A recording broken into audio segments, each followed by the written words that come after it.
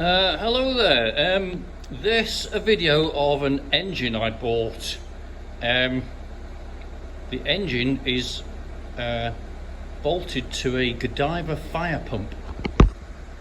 I didn't buy this unit because of the fire pump. I bought it for the engine. I have a block that I was rebuilding. It turns out the block has got a crack in it. Don't know how that happened. Obviously don't need to talk about that, but this is the engine that I bought this fire pump for. Not interested in the fire pump, it's the engine I'm interested in. It's a 1600 Kent motor. The build code is Foxtrot Echo, which I think that is December 1985. So it is a Ford industrial power product, so I don't know really the configuration and compression, etc. But as you can see, it's not designed to run anything more than 3,600 revs. But that's because of the water pump impeller would cavitate at anything higher than those revs. So that's the reason for that. Apparently the guess is, and as this would have been serviced every year, would have had an annual service, because it needs to be ready for a fire, basically. But because it was on the back of a very slow vehicle that did like 40 miles an hour. It was on a turntable. They needed it with the turntable ladders to be able to fight fires on high-story buildings, which I don't think would have. It wouldn't have got to the guy reckons it wouldn't have got to the fire in time, and all the other fire engines would have been there anyway. So this 1600 is what I'm after now. Because of the servicing regime, it has to be ready for a fire. My God, look, a dynamo. Who'd have believed that?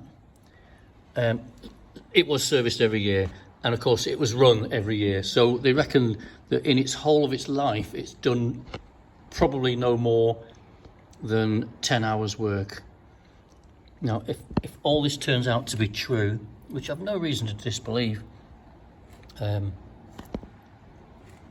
this tail, I went to buy this fire pump, and he had 4 Dennis fire engines on his drive.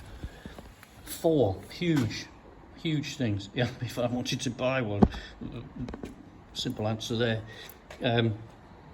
But 10 hours of usage, and as you can see inside the rocker cover, it looks like new. Let's say I've got to take it out and strip it to little bits. There's no way I'll be popping it in a motor in a car until I have. So I thought I would just a little bit of documentation before I take it to bits. I've actually started unbolting stuff, the air cleaner obviously, and the water outlet, and the top of the thermostat, all that's off. And it was like, and at the time I thought, you know what, if I should take some pictures or make a bit of a video of what's going on.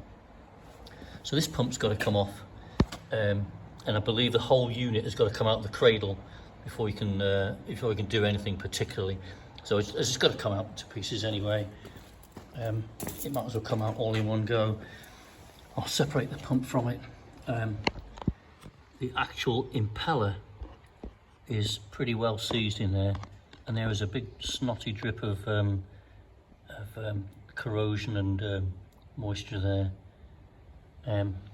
But that impeller's seized to its housing. So we managed to spin it over on a new starter motor, and actually got 2 bar out of it. I'll put that video up anyway, and you can see.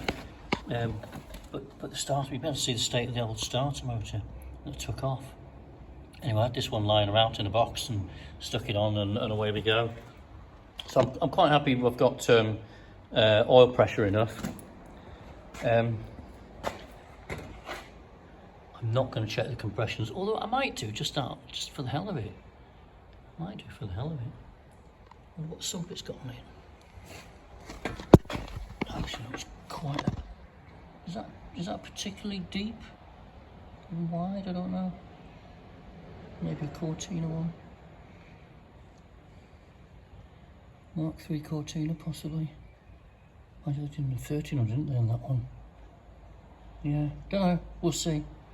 It's not a transit one. They were a whole bowl. They were the whole thing.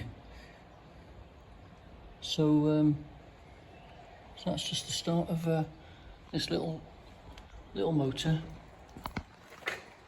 and a complete rebuild. So there you go. Try and keep up to date on what's going on. Does anybody want to buy a Godiva fire pump?